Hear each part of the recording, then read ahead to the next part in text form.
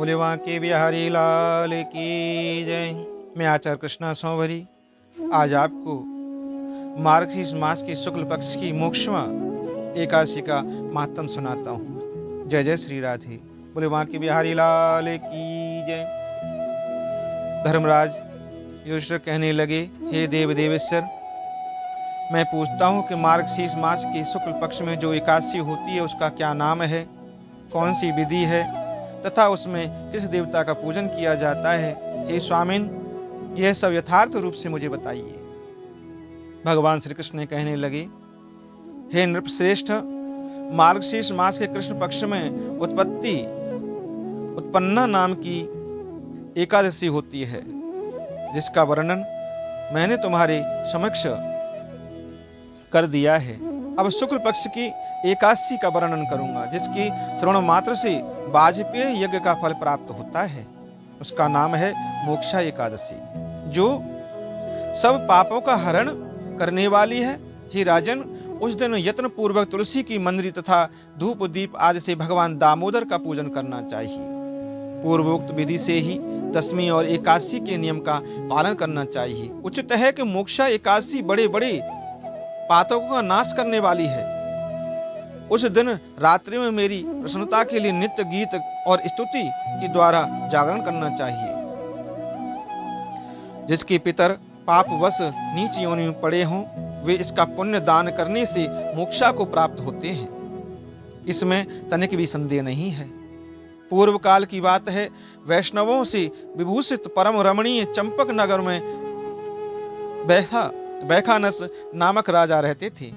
वे अपनी प्रजा का पुत्र की भांति पालन करते थे। इस प्रकार राज्य करते हुए राजा ने एक दिन रात को स्वप्न में अपने पितरों को नीच योनि में पड़ा हुआ देखा।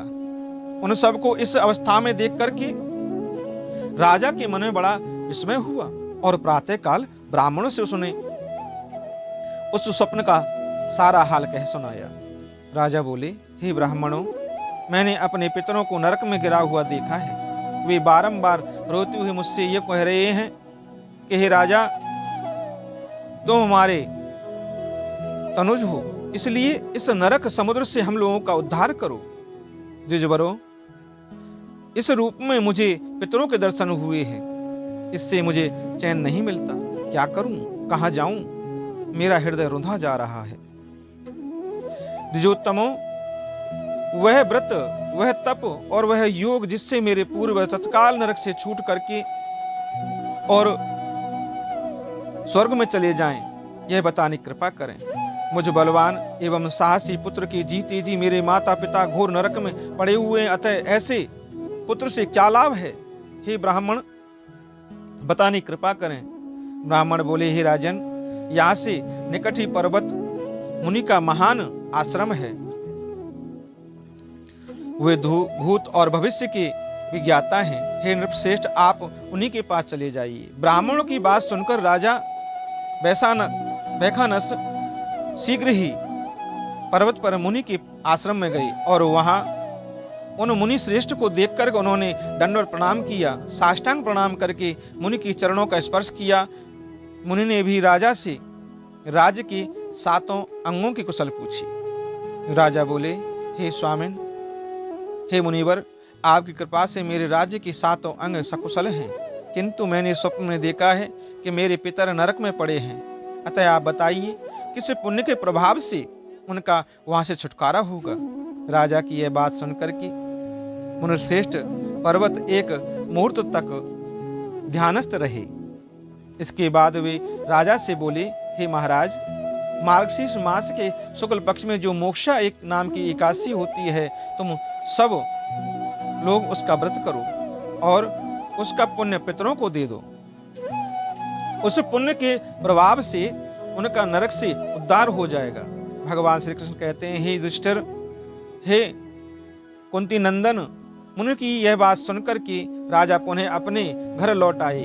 जब उत्तम मार्गशीर्ष मास आया, तब राजा बैखानस ने मुनि के कथनानुसार मोक्षा एकादशी का व्रत करके उसका पुण्य समस्त पितरों सहित पिता को दे दिया। पुण्य देते ही क्षण भर में आकाश से फूलों की वर्षा होने लगी। वैखानस के पिता पितरों सहित नरक से छुटकारा पा गए और आकाश में आकर के राजा के प्रति यह पवित्र वचन बोले, हे बेटा, तुम्हारा कल्याण हो। यह कहकर वे स्वर्ग में चले गए।